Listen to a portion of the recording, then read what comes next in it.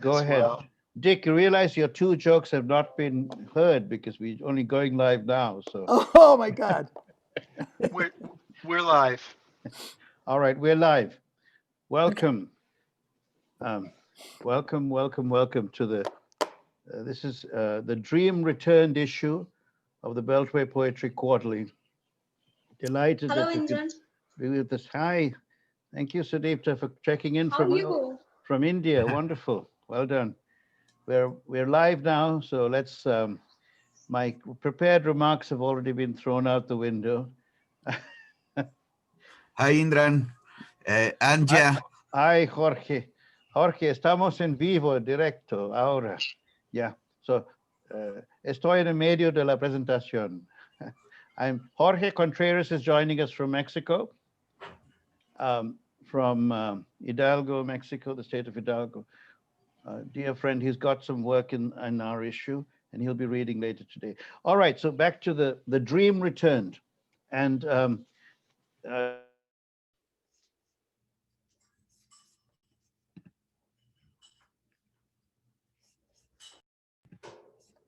You're muted, Indran. I keep getting muted by no hand of mine. But anyway, it's unmuted now. All right, so maybe Sarah, you can give a more organized presentation when I stop talking. But we're going to begin with the Dream Returned issue, and I'm just going to read one poem, and then I'm going to hand the microphone over to my colleague and friend, dear friend, Sara Cahill Marron. Okay, the poem I will read is a new one. It's remembering the terrible thing that happened, you know, the Holocaust. The International Holocaust Remembrance Day is coming up. And so I just wrote this poem for an event. It'll be taking place in a few days. The poem is called The Call Again. We do not wish for a template, a model, a primer of how genocide will unfold. Yet we have many examples, and from every part of the globe, of the precise moment when laws began to break down, the entrance stage left and stage right of the arbitrary, murder without a body cam or live witness. Then we must weigh relative against absolute, history of one decimated people against another's. Which genocide merits the term Holocaust? Can we identify with Jews even though we are Tamils burnt out of our homes? Who are the Jews of Asia, of Africa, of America? Is the term translatable back and forwards in time? Uyghurs, have they become Jews? Do they have the same weight in studies of loss and exile as relatives of the 6 million Jews gassed at Auschwitz, at Buchenwald and the other camps? Yes, there were millions of gypsies, Catholics, disabled, variants who did not meet the Nazi mold.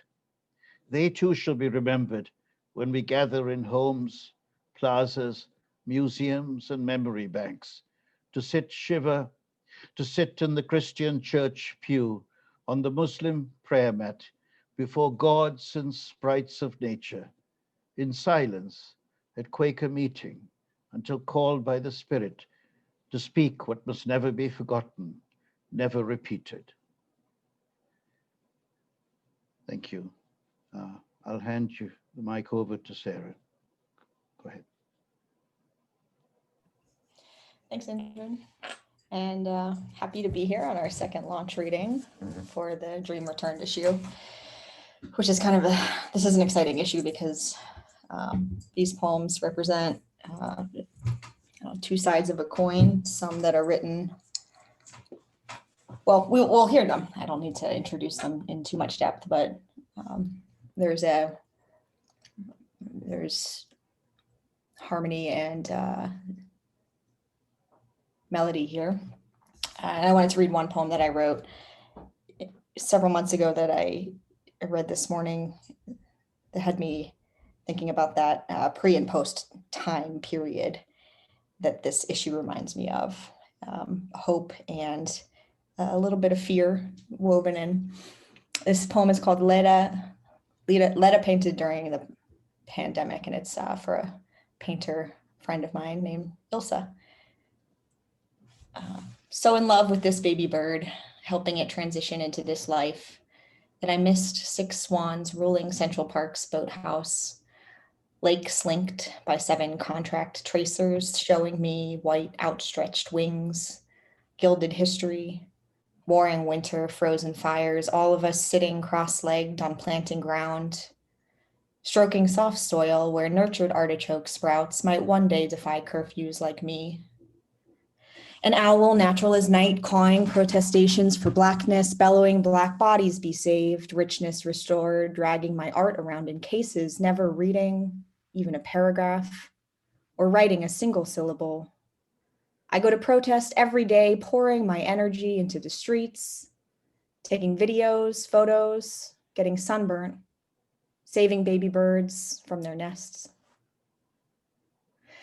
So I think I am happy to start introducing Indran if you are the poets of this issue, because I'm excited by all these poets and the poems that they've sent to us and that we've published. And I'm eager to hear them. So do you mind if I introduce the first? Please go ahead. So I have Lisa Rozinski as the first reader, and correct me if you're not ready. But Lisa Rozinski was the 2016 to 17 Associates of the Boston Public Library Writer in Residence. She currently holds an MFA in poetry from Boston University, and her poems have appeared in Prairie Schooner, the Cimarron Review. Excuse me while I zoom in on the text. Mid-American Review, Measure, 32 Poems, Hunger Mountain, and other journals. And Lisa, are you ready to? Thank you. Yeah. Thank you, Sarah, Indran, and the Beltway Review for bringing these poems out to the world. I just want to say it's really an honor to feel part of such an international community of writers while we're all also stuck at home. And I'm also from the DC area originally, so having these in the Beltway feels like coming home in a way. So thank you. I'm going to read 2 poems. The first is called Malach HaMavet, which is Hebrew for the angel of death. So that's going to be a nice cheerful poem. And then the second is called Egg, Seed, Pupa, Spore. And that comes from a line by Annie Dillard from The Pilgrim at Tinker Creek. So the first, Malach HaMavet, this one is dedicated to my grandmother, Rita Shapiro. For months last summer, I saw her at every street crossing, every time the bus jerked or the subway screamed. Flying was unbearable, like breathing through thick flannel. She showed me flicks in slow-mo of the last moments. Pain, crushing, brief. Then darkness, then darkness, then darkness. It was peeling that off like a rind each time. It was after you died. It was a cloaked figure from folktales I was too young to believe. She stepped out like a stripper from behind your closed casket on that tacky square of astroturf, while my mother cried and pushed us away. I stood with the live-in nurse who witnessed it. The rabbi kept babbling about something, then prayers. In the caesura of a psalm, she stepped out and crooked a finger, and I stared, and after that, I could not stop seeing her everywhere. I don't think you understand. I mean everywhere. And the next poem is called Egg, Seed, Pupa, Spore. And it's from a line from Pilgrim at Tinker Creek by Annie Dillard. The line is, everything else is dead, killed by the cold, or mutely alive in any of various still forms, egg, seed, pupa, spore. And this poem is dedicated to my 1-year-old son, Elias.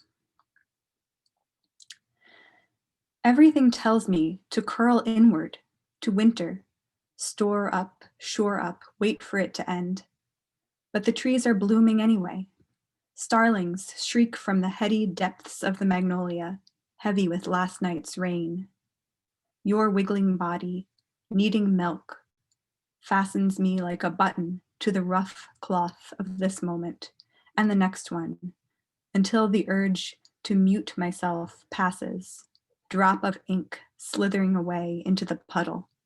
Not gone, but pale as flame that has reached the point of perfect burn, fuel equal to its hunger.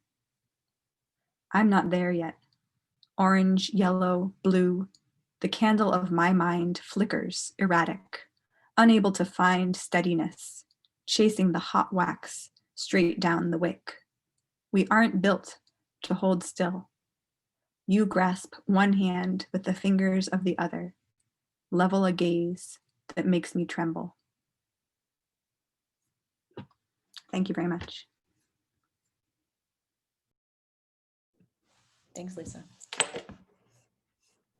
Thank you so much, Lisa. Wonderful, wonderful, and very strong and sobering. Your first poem and both.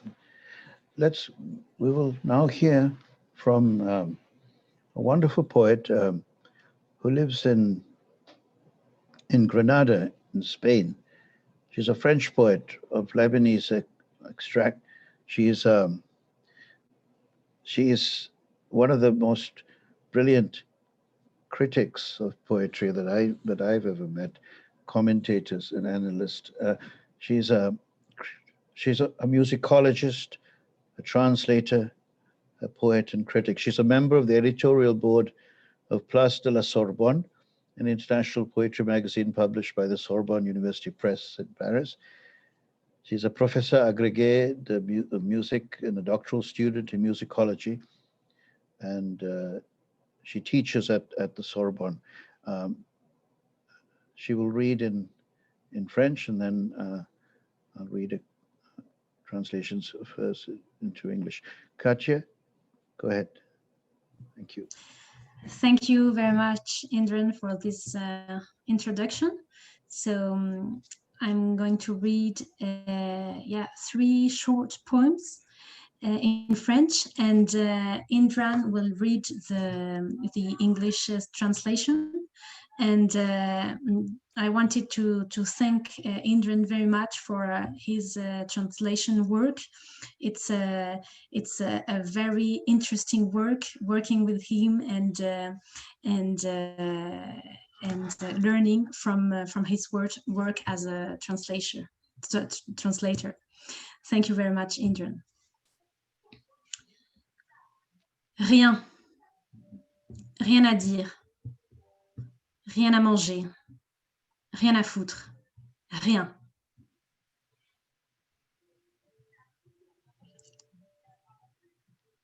Indran, you will read the translation. My apologies, I don't have them right in front of me, so why don't you go ahead and read the 3, and then I will read the English. Okay? Sorry. Of course. Veuillez m'excuser pour ce retard. Je cours dans les couloirs, perdre la vie plutôt qu'au son train.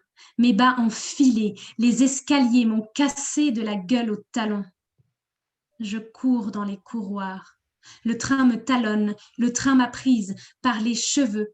Je cours dans les couloirs. Une plainte dépasse mon portefeuille. Ne pas toucher. Ne pas toucher pour échapper. Mon pied se transforme en main courante. Le corps se vide comme un camembert oublié. Je coule dans les couloirs.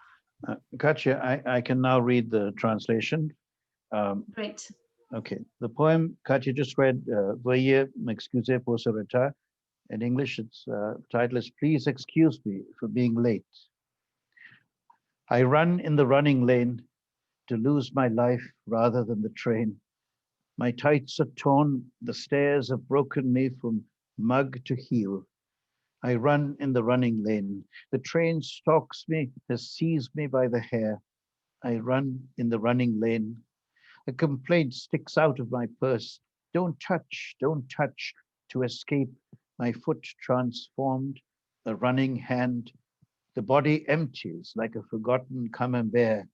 I spill into the swimming lane. Go ahead. Ventre. Mon ventre, nombril du vide, voûte céleste qui s'écroule en un tremblement de chair. Womb. My womb, the belly button of emptiness, celestial vault crumbling in an earthquake of flesh.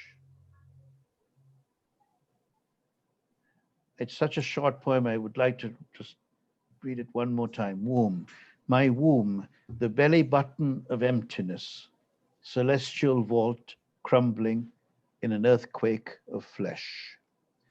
And I will just now read the first poem that Kachi read, Ria, Nothing. The version in English is nothing, nothing, nothing to say, nothing to eat, nothing to fuck, nothing. Katia Sophia Hakim. Merci beaucoup. Thank you very much, Katia. Thank you very much, Indran. Thank you.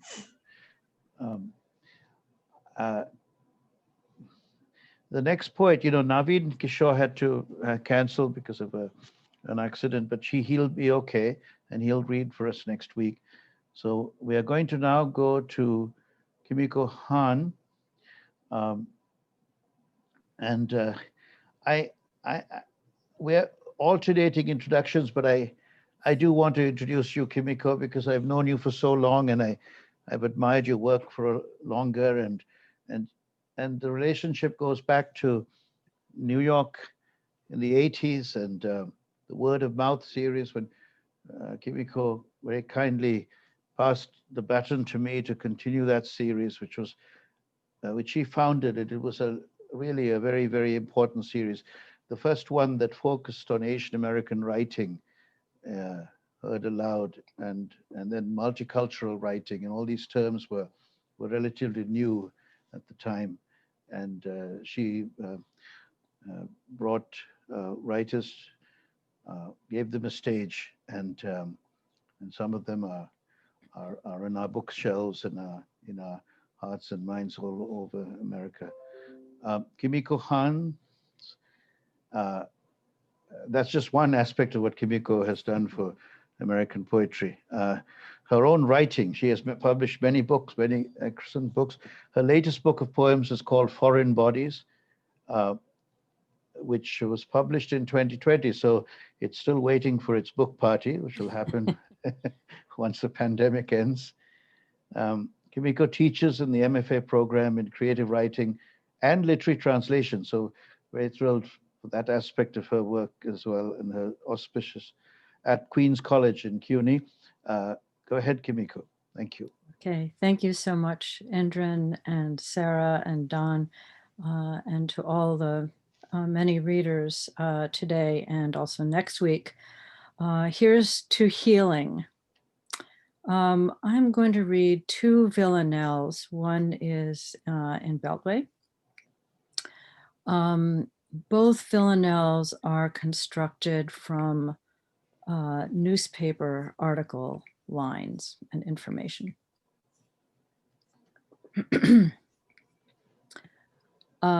This first one, the one that's in Beltway, is the title is "A Villanelle After Trump, quote, unleashes an unrelenting series of false, misleading, and exaggerated statements as he sought to distort," end quote, or found lies from New York Times article on fact-checking the debates, October 23, 2020.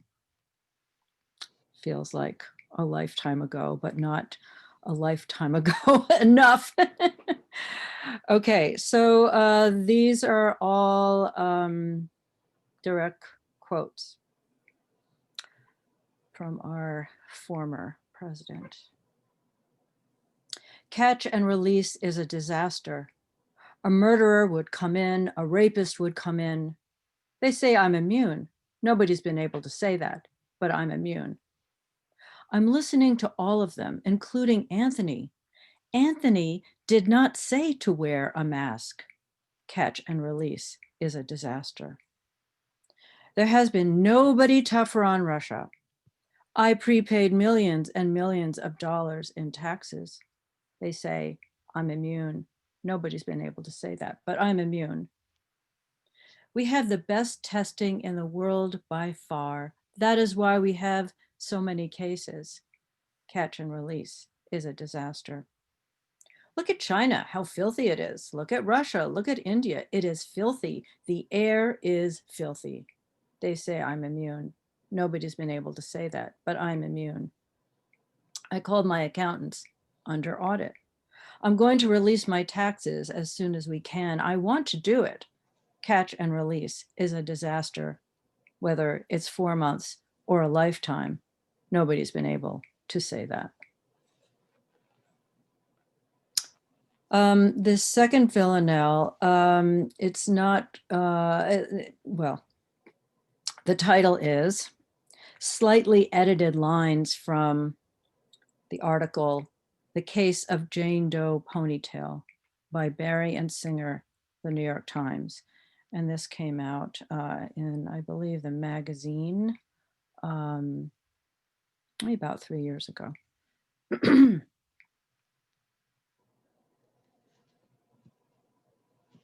As she grew older, she caught and collected the enchanting butterflies, zigzagging by the river, meticulously preserving their fragile iridescence. I want to go to work, the girl would say to her parents. I want to pick ginseng.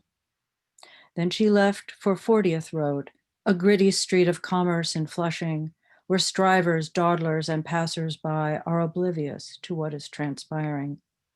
I want to go to work, the girl had said to her parents. I want to pick ginseng. More than once in a massage parlor, a man beat her about the face. An officer, gun held to her head, forced her to perform oral sex. Once she had caught and collected the enchanting butterflies, and friends had marveled at her collection book, asking to keep one. She was fond of Heineken, Red Bull, and Colombian rotisserie chicken. I want to go to work, the girl had said to her parents. I want to pick ginseng. In the end, Cece, given name Song Yang, fleeing a cop working vice, leaped from her balcony, hit the pavement, died in the ambulance. As a little girl, she caught and collected the enchanting butterflies. Her competitors considered her territorial and tireless. A shop owner said, I hear she was #1, young, pretty, and great service. She once caught and collected enchanting butterflies zigzagging by the river. I want to pick ginseng, little Son Yang had said. She was a born worker. Thank you, everyone. Many of you whom I know from way back, besides Indran, Anya, hi, Dick, hi, many of you. It's a pleasure to see you, albeit through Zoom, and wonderful to meet new faces. So thank you, everyone.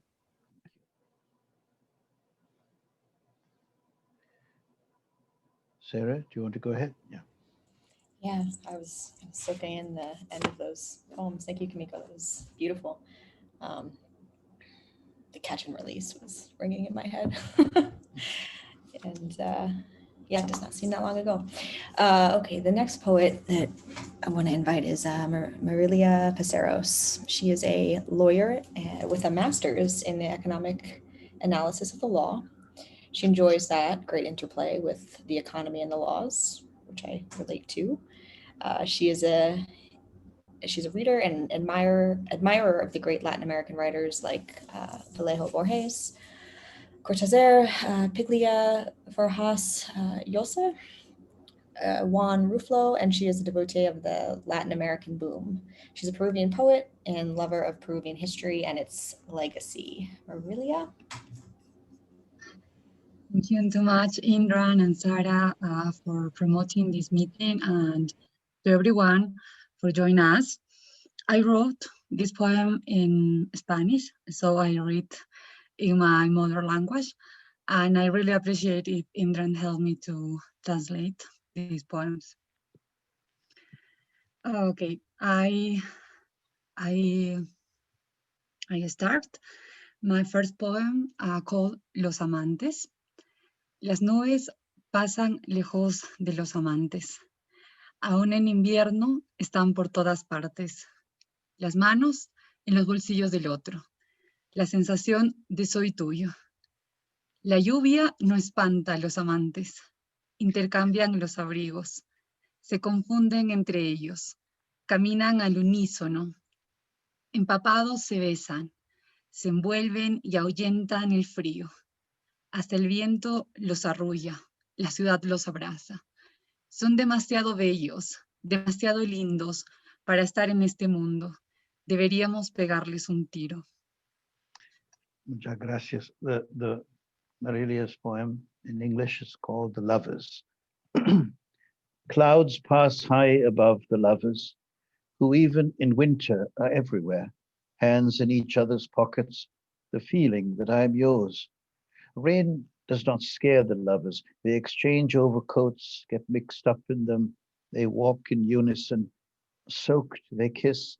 They wrap themselves in each other and make the cold flee. Even the wind rocks them gently.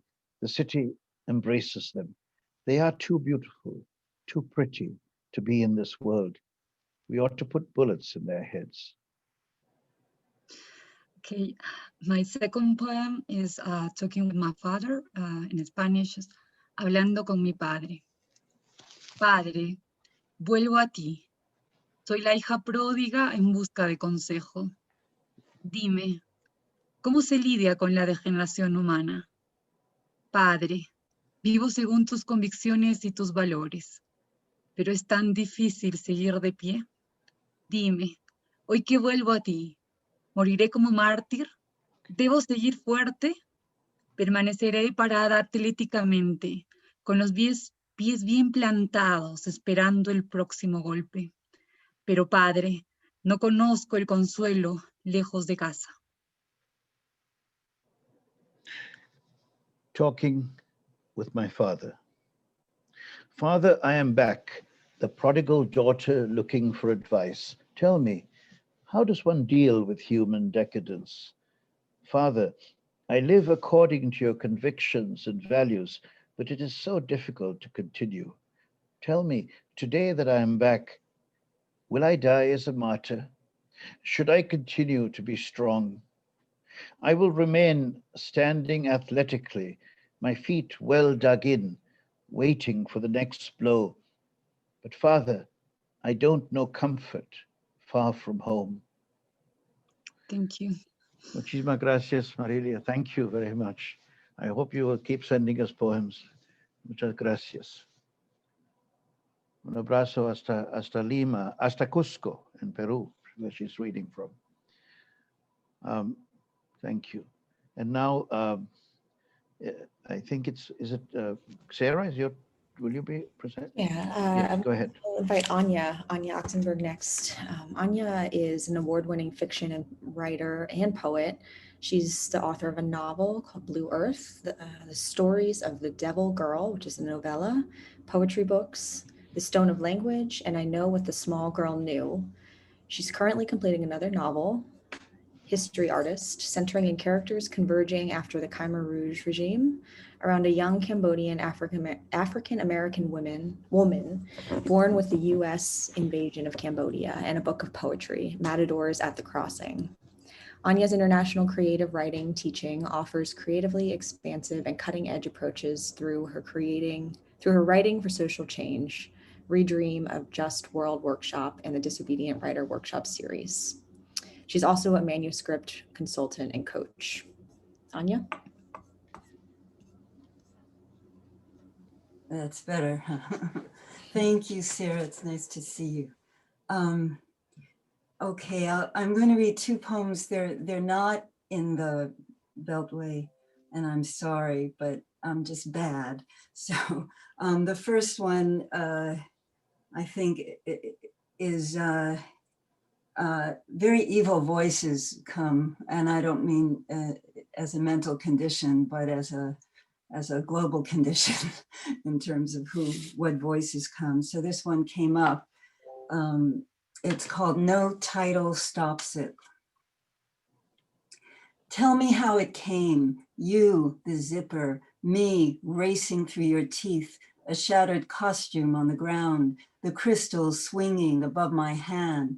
Tell me how, you, the dough, mine, the hand that pounded and pounded so you would never rise again.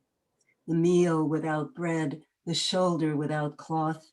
Tell me how it happened, you, the throat, me, the necklace, a perfect fit, but for the air and the gasps were words as I shook you with a question. Tell me how it happened. History, you gasped, buried, amnesiac, your hand. I drank the wine, the carpet bloody, I drank it. When they came dressed in all one cloth, history, you gasped again. I can't breathe your history. They heard it. She fell, I said. We drank wine, watched the rising waters from the window. She had a weapon, I said. Of course, they said. She fell. She wanted to die. And the evening was getting on. They left you, didn't want to muddy the carpet with their boots that knew the rising waters, the clay ground yielding bones. You were the teeth and the zipper I ran through. I would be bulldozer over your bones, but I could not settle. The teeth sang on about breath, life, history. The uniforms left. The world drew darkness to itself. I had never seen such splendid ebony lit with stars and voices. I lay down in the rising. The earth would flower, and I could not stop it. I had moments to do a new thing. Hell-bent, could not think of it. Okay. Bravo. The next, yeah, thank you. The next is called Matadors at the Crossing. It came out of staring a lot at a picture, at a photograph by someone named William Albert Allard that was in a National Geographic collection. Matadors at the Crossing. It's a prose poem.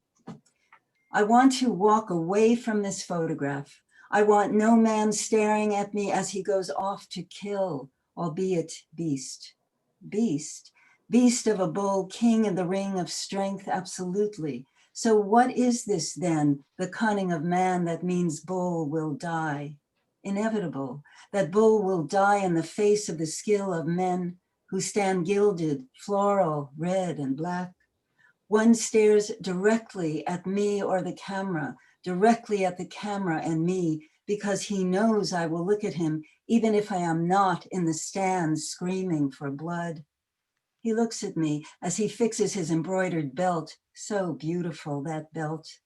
What can I say to him? I am not Spanish, although I was before Inquisition times, before the black-robed judge came down hard on the mahogany table and said, go, leave, do not be Spanish. You do not care for the slaughter of bulls in a simple photo.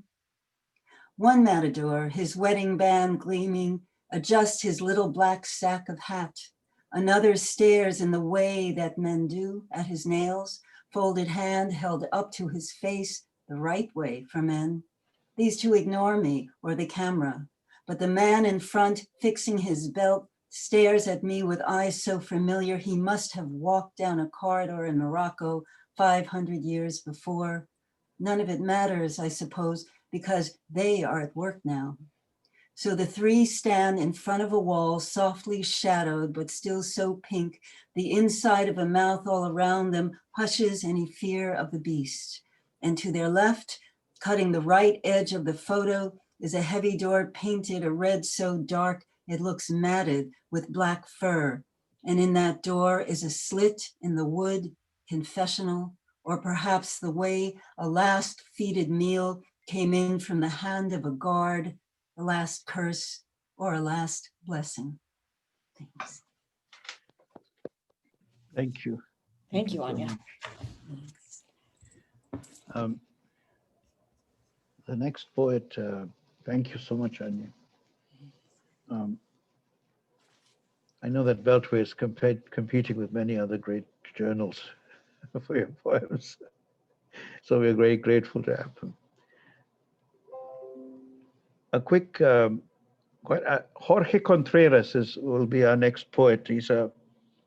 He's quite a figure, Jorge. He's a poet. He's published widely, but he's also an arts organizer, a director of an important festival in Hidalgo in Mexico, Poetry Festival. He's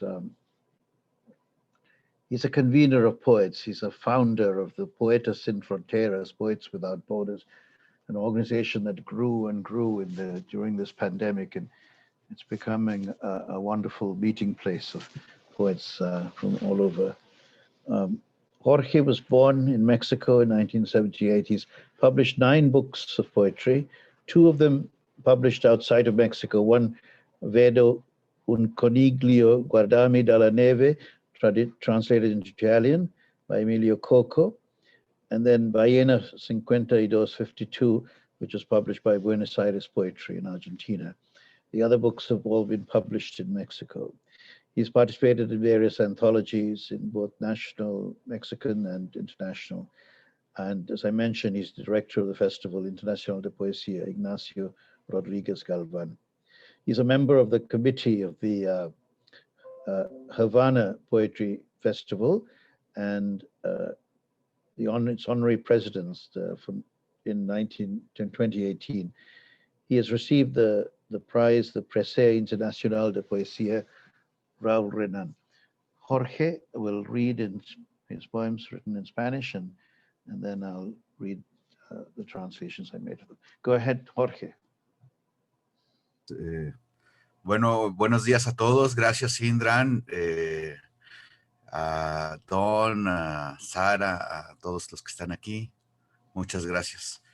Y bueno, voy a leer mis poemas. Soy un río. Soy un río sagrado en el que han tirado basura. Venía del oriente y desembocaba en occidente. Junto a mí construyeron pirámides.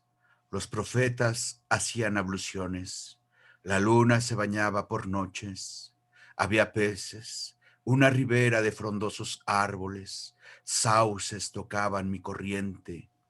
Heráclito no se equivocó. Nadie en el mismo río. Yo era un río enamorado de la transparencia. Me hubieras visto entonces, te habría recibido desnuda en mi corriente. I am a river. I am a sacred river in which you have thrown rubbish. I come from the east and spill into the west next to me, building pyramids. Prophets offer ablutions. The moon bathes itself every night. There were fish, a riverbank of leafy trees. Weeping willows touched my current. Heraclitus did not wrong anybody in the same river. I was a river in love with transparency. You would have seen me then. I would have welcomed you naked into my waters. Gracias. Gracias. Una idea en el comienzo. Fui un grano de arena en el desierto, una gota de rocío en la mañana, una piedra en el fondo del río, una plegaria en la soledad. Fui el sueño en la tumba de Lázaro, un clavo en el crucifijo, una astilla en la vara de Asclepio, un instante en el tiempo. Fui el rescoldo en la caja de Pandora, una chispa del fuego de Prometeo, una hoja del árbol sefirótico. Fui el dibujo de un venado en la caverna, la letra de un alfabeto incompleto, una ciudad cubierta por los siglos, un relincho en el helicón, la mirada de Orfeo al perder a Eurídice. Fui el sueño de Venus en el templo, la mirada celosa de Cupido. Fui la espada del arcángel, el cincel en el cráneo de Zeus. Fui una idea en el comienzo. An idea in the beginning. I was a grain of sand in the desert, a dewdrop in the morning, a stone at the bottom of the river, a beseeching in solitude. I was the dream in Lazarus's tomb, a city covered for centuries, a nail in the crucifix, a splinter in Asclepius's rod, an instant in time. I was an ember in Pandora's box, a Promethean spark, a leaf of the Sephirot tree. I was the drawing of a deer in the cave, the letter of an incomplete alphabet, a city hidden for centuries, a neighing in the helicon, Orpheus's gaze on losing Eurydice. I was Venus's dream in the temple, Cupid's jealous glance. I was the sword of the archangel, the chisel in Zeus's cranium. I was an idea in the beginning. Muchas gracias, querido Indran, por tu lectura en inglés. Thank you very much, Jorge, for Gracias this por este poem. evento. Wonderful. You know, we're traveling the world here, and not all the readers are reading this week. This will continue next week at the same time, Saturday the 30th. And thank you for visiting us from all parts of the world, including India and other far-flung from where I sit in Rockville in Maryland. The next poet is Sylvie Poisson. Sylvie is a poet from Trois-Rivières in Quebec in Canada. She has been also, in addition to being a poet, an occupational therapist and a volunteer in an international collaborative organization, an NGO. She has 3 grown children. She's passionate about literature ever since childhood. She has participated over the years in several training courses and writing workshops. She has published in several collective publications and literary reviews. She's animated, led writing workshops, and taken part in various poetic readings and performances. She has been a guest at the famous Trois-Rivières Poetry Festival since 2015. She's published 2 poetry collections, L'Éclaté Offert in 2013 and Les Rives Accordées in 2018. And Sylvie will read in French, in which she writes these poems, and various translators have worked on her work, including me, and will read the translations. Go ahead, Sylvie. Merci beaucoup. Thank you, Indran. Thank you. It's a real joy to be welcome in your wonderful circle today. Alors, le premier poème, Avance encore un peu. Non, excusez-moi, je me suis trompée. Le premier poème, à ta fenêtre. À ta fenêtre, rien de changé. Le ciel ignore la catastrophe microscopique qui se déploie. À ta fenêtre, le grand érable, ton refuge, s'étire au-delà de tes rêves. Sa sève inlassable comme une lumière. Ses bourgeons neufs se déplieront bientôt. À ta fenêtre, la vie ne doute pas de ses recommencements. And I'll read the translation. At your window. At your window, nothing has changed. The sky ignores the microscopic catastrophe spreading. At your window, the great maple, your refuge, stretches beyond your dreams, its unceasing sap, a light. New buds will unfurl soon. At your window, life does not doubt its rebirth. Le deuxième poème, Avance encore un peu. Un bouquet de recommencements fanés, dans ta main, le printemps en miettes. Tes pas, ton souffle, égaré sur un chemin d'ombre. Écoute au loin les pommiers en fleurs, le vent chargé de la tendresse mauve des lilas. S'il te plaît, avance encore un peu. Crois-moi, tu verras changer la lumière. Advance a little further. This poem translated by Luce Ouillet and Carrie John. A bouquet of faded new beginnings. In your hand, the spring in pieces, your steps, your breath lost on a path of shadows. Listen, way far away, apple trees in blossom, the wind loaded with the purple tenderness of lilacs. Please, advance a little further. Believe me, you will see the light changing. Le dernier poème, Les promesses chiffonnées. La lumière vient étirer le jour. Un autre hiver prendra fin. Même l'heure se presse pour s'avancer sur nos montres. Tu entends le frémissement sous la neige, la joie rauque des corneilles, les bourgeons et leurs promesses chiffonnées. Le soleil s'écoule de la gouttière, même si la marmotte a vu son ombre. Une prière se ferait un chemin, au-delà de tes neiges amoncelées, tu supplies les vers de tous les printemps. The Crumpled Promises, also translated by Luce Ouillet and Carrie John. Light comes to lengthen the day. Another winter will end. Even time is hurrying to advance our timepieces. You hear the quivering under the snow, the hoarse joy of crows, the buds and their crumpled promises. The sun flows out of the gutter, even if the groundhog has seen its shadow. A prayer makes its way beyond your piled up snow. You implore the green of every spring.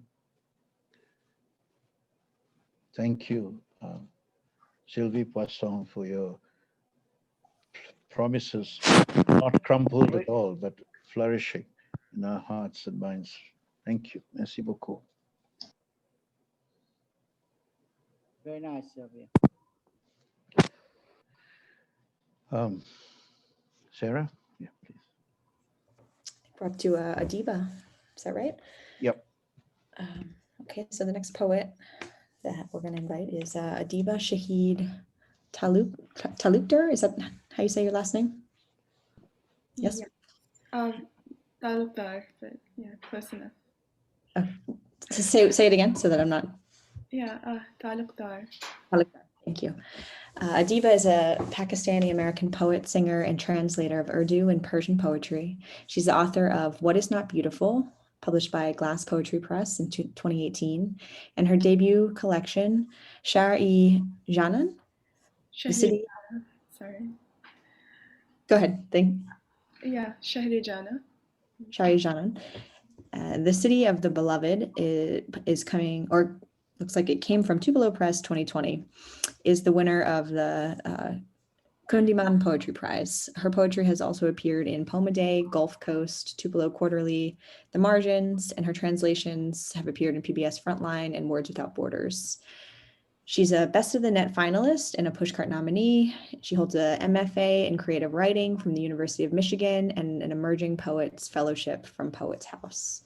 Adiva, please grace us with your poetry. Thank you so much, Indran and Sara. The first poem I'll be reading is titled A Song for My Nation. It's a poem I wrote a few months ago when the nation was especially in turmoil, and I didn't really know what I could do about it.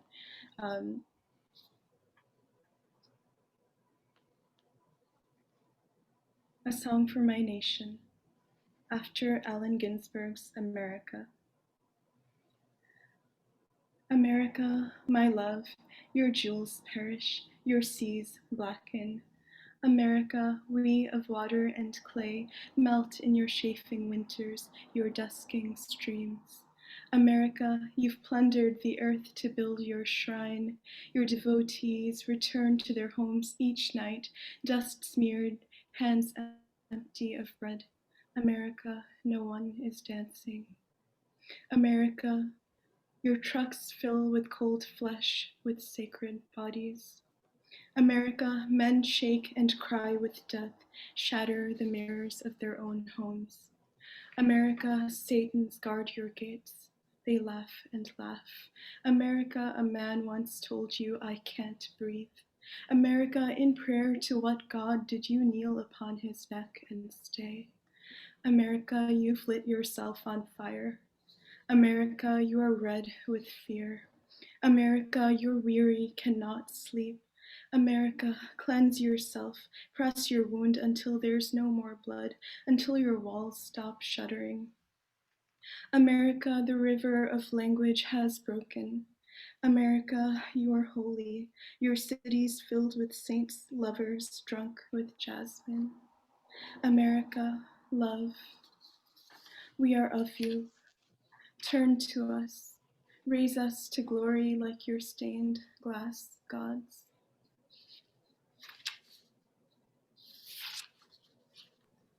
Wonderful.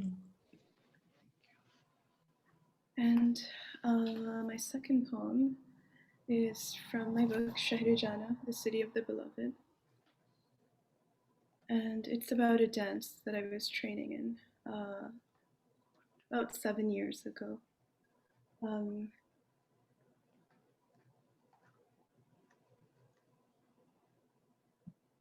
I often think about, with women, the burden of beauty, the burden of pursuing it, and the burden of being beautiful as well. Kathak, the dance of the courtesans. 1. In the mirror, tilt your chin higher. At the end of each chakkar, return to your own eyes. Your breath, a spool of thread, thin, sharp, unravels. Pull it back in.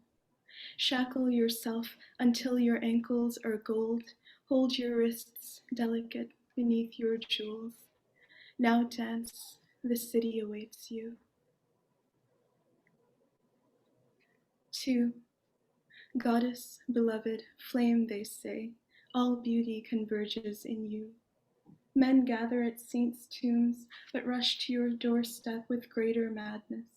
Let them gaze at you until you begin to tremble. Allow yourself to be slighted. You, fragile as glass, will learn. You were made to break. 3. In the final scene of the 1972 Hindi film Pakiza, Meena Kumari's love is getting married to someone else, and she's performing at his wedding.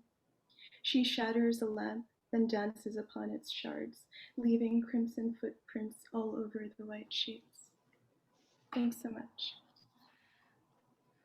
Thank you. Thank you, Adiva. Very good. Beautiful. Ineffable beauty. Lovely. I don't know how to introduce the next poet, but I have to do my duty. His name is a legend for me, Dick Cloture.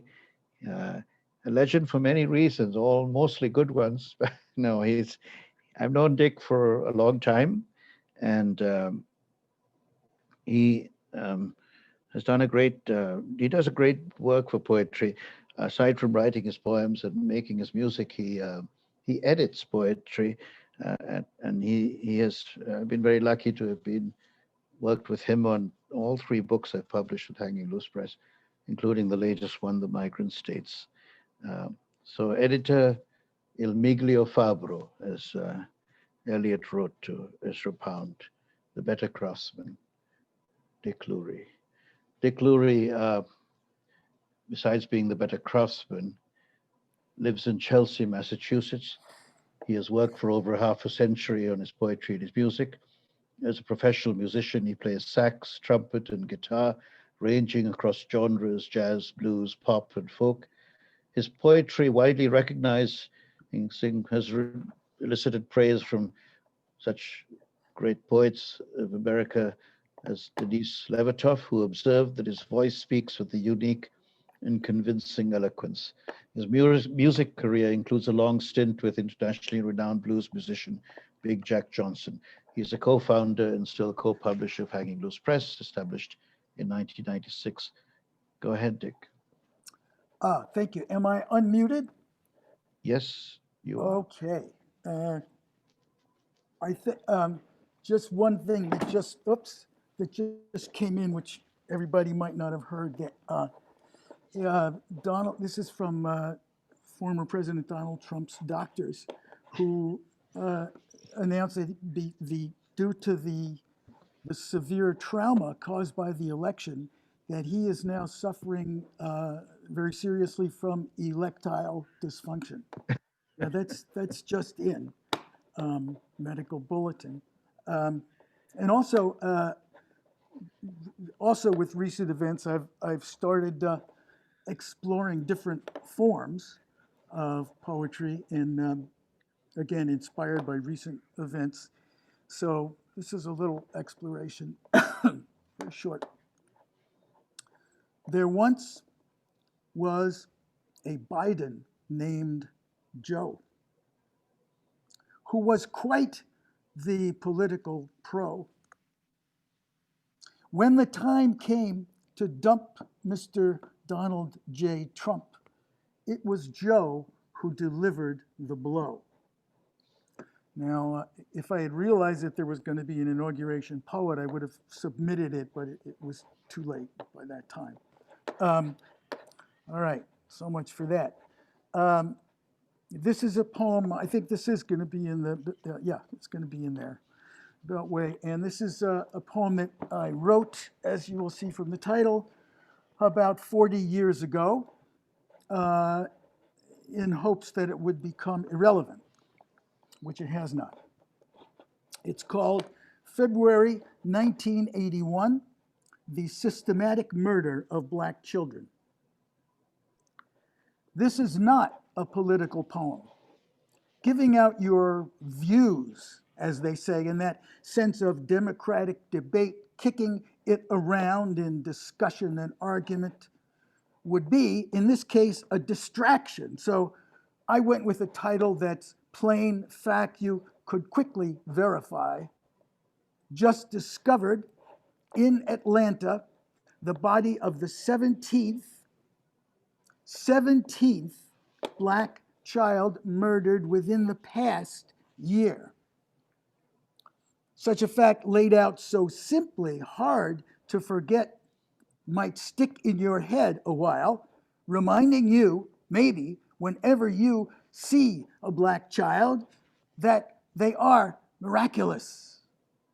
What do I mean? We need to behave, of course, with love and respect toward all children.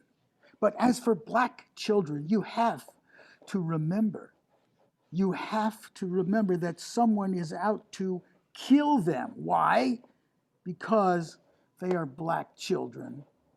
And so let them command your loyalty, your most clear and fierce attention. They are rare, they are in peril. Fewer of them will survive. Those who do are, yes, miracles.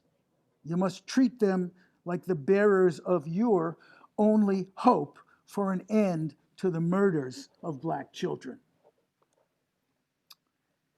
And this is another one, but both of these are from the book that's just coming out. And most of the poems in the book have to do with music, as Indran said. That's a lot of what I do besides poetry. And just building on, I mean, they're sort of fused with jazz, blues, pop music, and somewhere in the poem it links up with music. And this poem is called Object Permanence. When we go somewhere together, I like to be first out the door. I'll wait in the car. My wife closes up so I won't fret about checking the stove and all the locks. If one of us goes and the other stays, I like being the traveler, as in that old song, "You'd be so nice to come home too. And so she is each time, nice by the fire under stars, chilled by the winter, all that I could desire, August moon burning above, so nice, paradise. While if it's me at home, her out, I'm thinking instead, supermarket mass murder, kidnapping, car crash, the wreck on the highway. I went to the scene of destruction, but I didn't hear nobody pray. I guess this means I am stuck at that earlier stage in the life of infants. They will get upset when you leave the room because for them you have ceased to exist. They don't yet grasp that there is any, quote, world outside themselves. Later they develop object permanence. Object permanence, could there be a better name for a rock and roll band? Object permanence, they know that all existence does not depend on their presence. This is, of course, a comfort. They have realized that you will be back. While for me, at home, there's nothing except her absence. But with luck, we will get old together. And maybe by then, her face, her body so familiar, I won't lose sight of her in my mind, even when one of us walks out into the dark. Thank you. It's great to be here with everybody. It's really great. Thank you, Indran, and thanks. Very nice, Thanks, Dick. Sarah. Thank you. Okay. Sarah, go ahead. Thank you. Nice to hear you read, Dick. I've heard a lot about the next poet I'd like to introduce is Zilka Joseph. Her work has appeared in Poetry and Poetry Daily. She's been nominated for a Pushcart, Pan American Award, and for Best of the Net. Her book, Sharp Blue, Search of Flame, published by Wayne State University Press, was a Forward Indies Award finalist. She teaches creative writing workshops in Ann Arbor, Michigan. Her third chapbook, Sparrows and Dust, will be published later this month. And I will put her website in the chat, which reminds me, if so far none of the bios I've read have had websites attached, but if you would like to share your website and you've read already, please share it. Okay, Zilka, go ahead. Hi, everyone. Hi, Indran, Sarah. Hi. Thank you so much for this beautiful, beautiful issue. I have enjoyed every single poem, and I so appreciate your creating this international community, especially in these times where I think we really need each other, and poets particularly need to support each other. I'm just so honored to be in the journal that has Martin and Jane Hirschfeld's work. And Adiva, hi, you're gorgeous, really beautiful writing. I just want to let you know I'm an old Zell fellow from the MFA program. And I'm sorry that Naveen isn't here. I really want to meet him. I'm from Kolkata. I grew up there. So I was very thrilled to see Naveen in this issue. And I hope he probably doesn't remember me. I was this young kid running around, doing plays as well in college and stuff. And I was a teacher, high school teacher at St. James School. So anyway, I want to get back to my poetry. And once again, thanks so much for listening. I'm going to read a short poem from my book, Sharp Blue, Search of Flame, which I hope you will take a look at Wayne State University Press. There's wonderful books, beautiful artwork. So please do check this out. I write a lot about birds and animals, but that's not the only thing I do write about. This poem is called The Blessed. Wings still glossy, she slouched in the shade of the marauding fig, wild roots swallowing cracked bricks.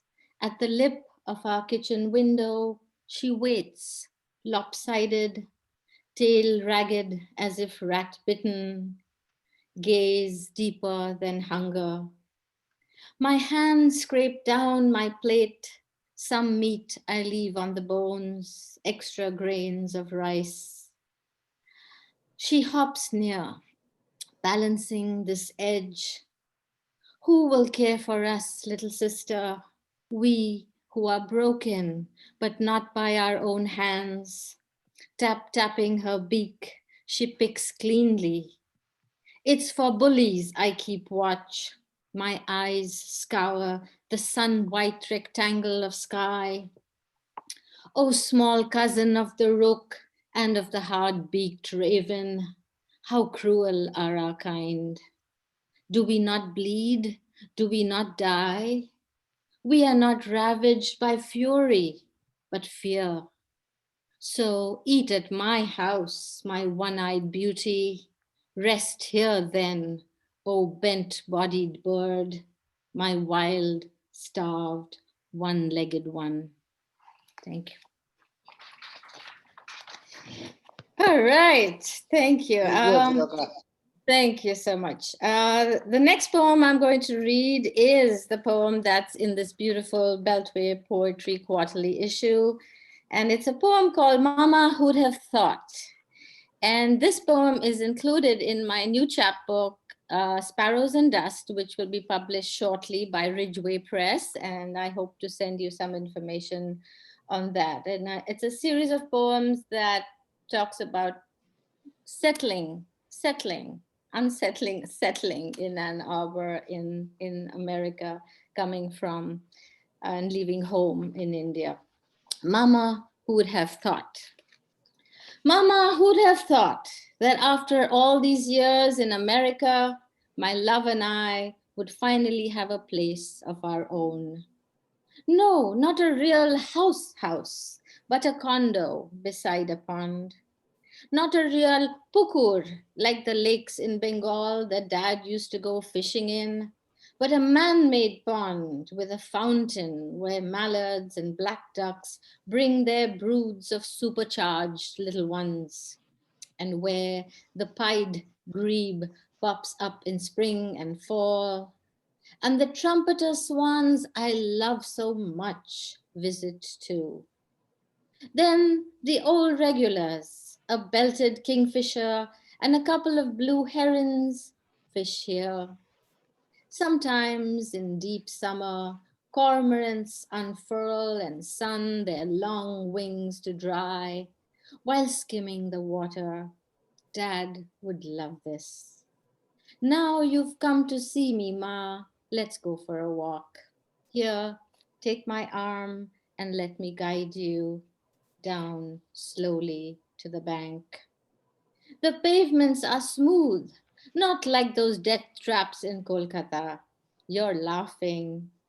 But careful. Here the ground is uneven and slopes sharply to the pond. You're right. That clump of grass is where the geese I told you about nested last year. So sad. Oh, the neighbors are friendly. No, no one here is like us. Wait, let me show you the giant goldfish, how the big ones wriggle as the heron tries to swallow them. If it rains tonight, we'll surely see some shoals churning on the surface. And so funny, once when the kingfisher caught a fish that was too heavy, or maybe it was thrashing too hard, she must have dropped it. For days we wondered who left this dead goldfish on our patio. A sign from the spirit world that you live in now, we thought. And then, you won't believe this, one afternoon we see an osprey. It hovered and plunged into the pond, emerged with a goldfish the size of a kitten in its talons. And it flashes right past the big picture window, not 2 feet from where my love and I watched, mouths hanging open. Yes, we took a photo, but it was so sudden. It's all blurry. I'll show you when we go back in. It happened so fast. That gorgeous bird stayed for 2 weeks. I think it will return this fall. The red-tailed hawks and Cooper's hawks are always hunting around here. What? Are we safe? Yes, yes, and no. No, Ma, America is not safe. Sure, some policemen kill people who don't look like them. It's scary. White men march nowadays shouting threats. They put children in cages at the border. Have they no hearts? Bad things could happen to us here too. This is our home now, Ma. You didn't want us to leave. You wept for days. Forgive us. We could not bring you here then.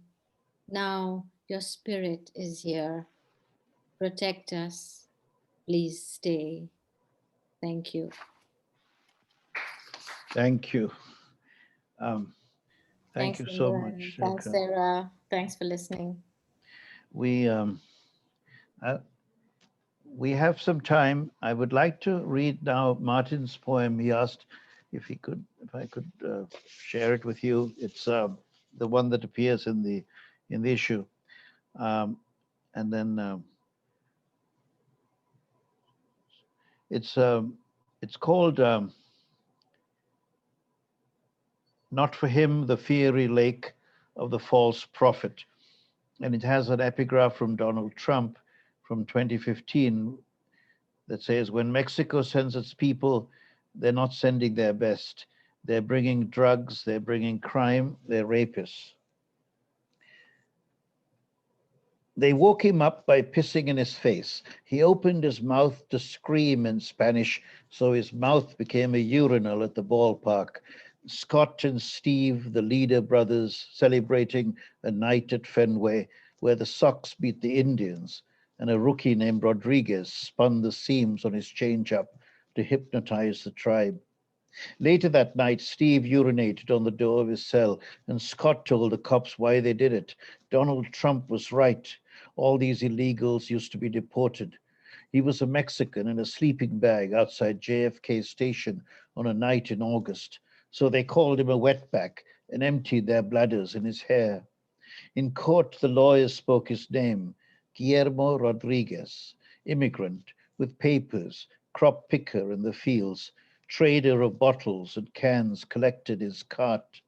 Two strangers squashed the cartilage in his nose like a can drained of beer. In dreams, he would remember the shoes digging into his ribcage, the pole raked repeatedly across his cheekbones and upraised knuckles, the high five over his body. Donald Trump was right, said Scott, and Trump said the people that have followed me are very passionate.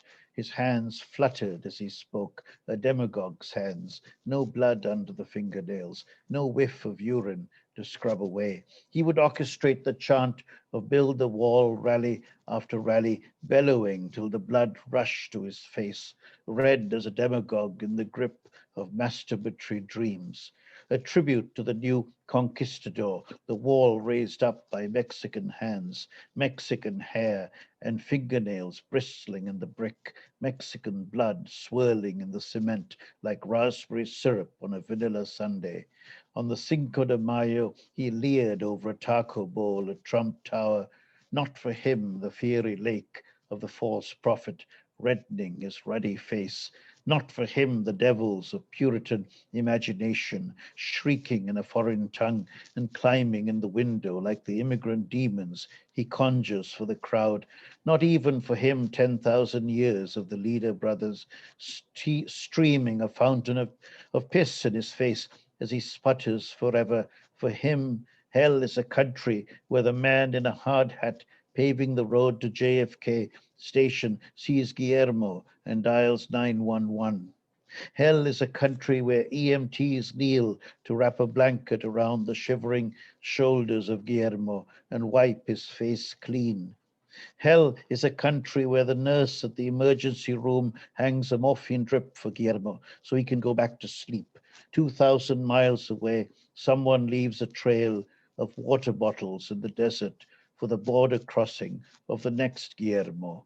We smuggle ourselves across the border of a demagogue's dreams. Confederate generals on horseback tumble one by one into the fiery lake of false prophets. Into the fiery lake crumbles the demolished wall. Thousands stand, sledgehammers in hand, to await the bullhorns and handcuffs, await the trembling revolvers. In the full moon of the flashlight, every face interrogates the interrogator. In the full moon of the flashlight, every face is the face of Guillermo. That's a poem by Martin Espada. Martin, by the way, is just publishing a new book, which he's presenting on Monday. Sarah? I'd like to read one of Kim's poems now. You think if that's all right? That's great. Yeah, one from the anthology, one of the poems.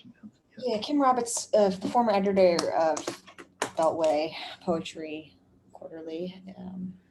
It's foundress, could not be here with us, but she sent us some poetry from this book she is editing called Broad, I think you introduced it already, but it's called By Broad Potomac's Shore, Great Poems from the Early Capital.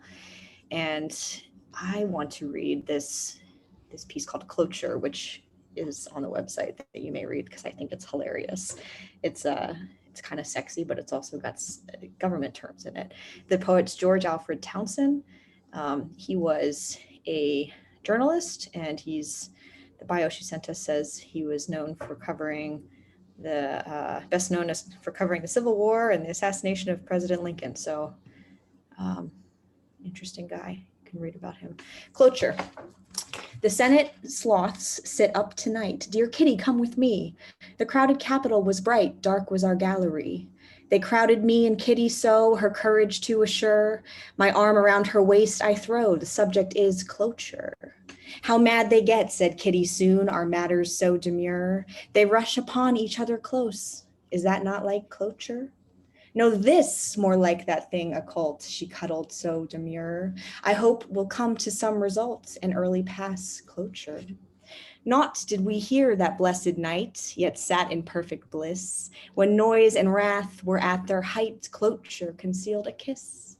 Are you in favor of repeal? I think 'tis quite obscure. Light up the subject with your lips, dear Kitty, press cloture. Why do we need so much reserve? I'm sure we are secure. I think more faith would give them nerve, and therefore more cloture. Kitty, our circulation's high, this panic may endure, and legal tenders in my eye, if you but say cloture. At panic prices we drove back, that herdic tilted sure. Kitty came sliding down the hack, and all went on cloture. I've changed my mind, 'tis nice to wait. Engagements can endure, but never let them close debate while we can have cloture. That's the poem. Thank you. You know, we have some time, but I'd like just to take a few minutes and we'll just chat about the issue is called The Dream Returned, and there are a number of poets in the room and friends of poetry, and from Australia, I think we have people. Dominique, who's going to be reading next week, is I think beaming in from Australia, from Melbourne, if I remember correctly. Welcome, Dominique. Dominique, you will hear her on the 30th, and Louisa Schneidman is going to be reading next week as well, and she's, I think, coming in from Boston, if I'm not mistaken. Philadelphia. From Philadelphia, sorry. And then we have many other poets scheduled. Jonathan Harrington is, we published in previous issues.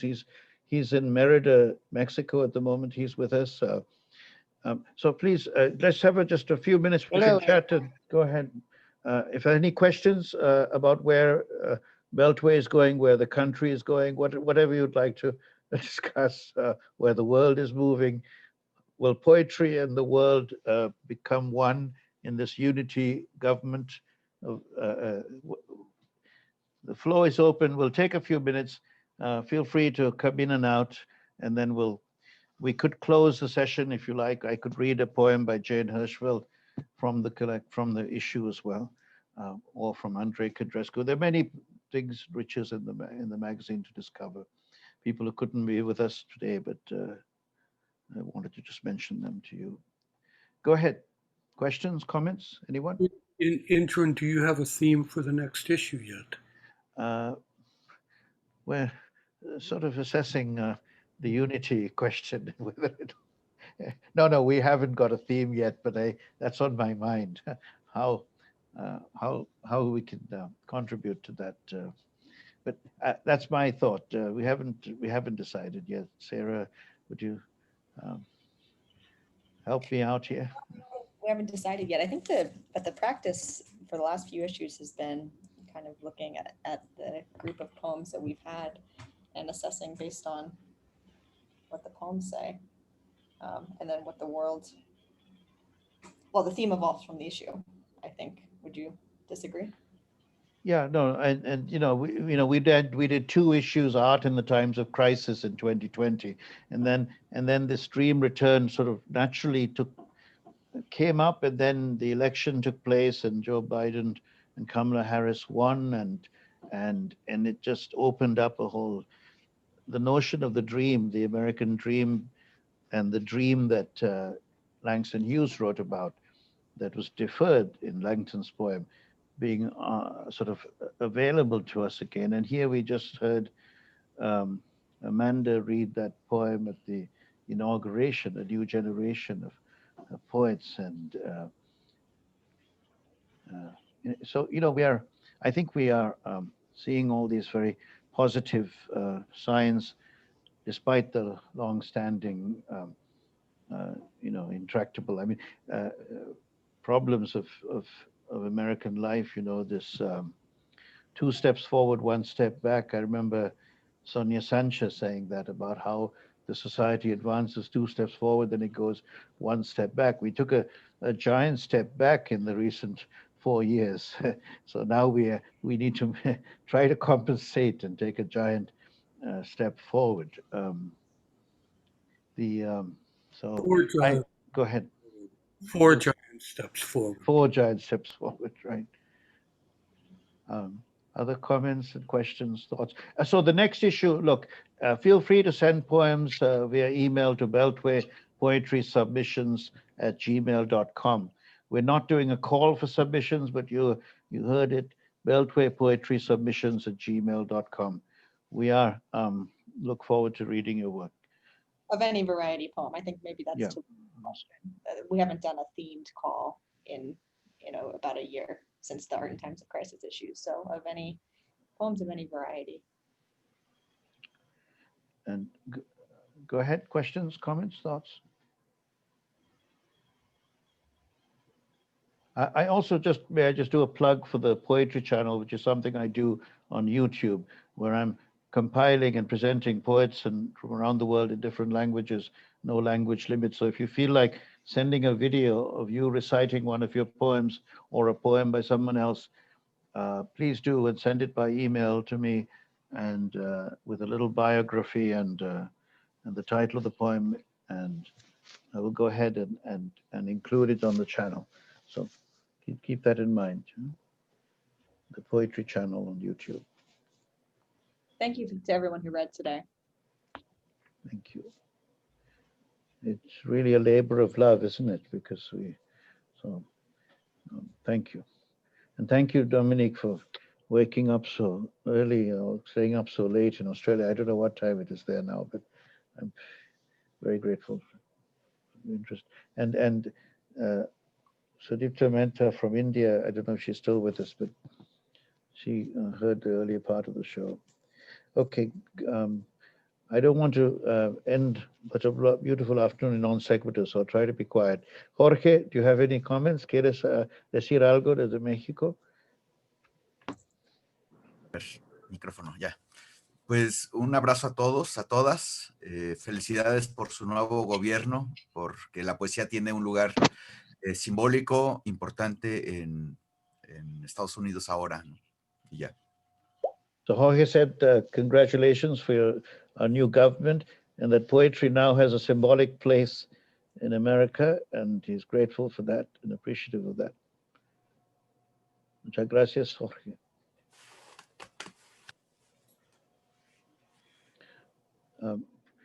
And then let's. I think the quiet is suggesting of that we're still absorbing all of this good work, and I think we'll have to close for the moment, but let me recite to you the poem, one of the poems that Jane Hirschfeld sent us for this issue.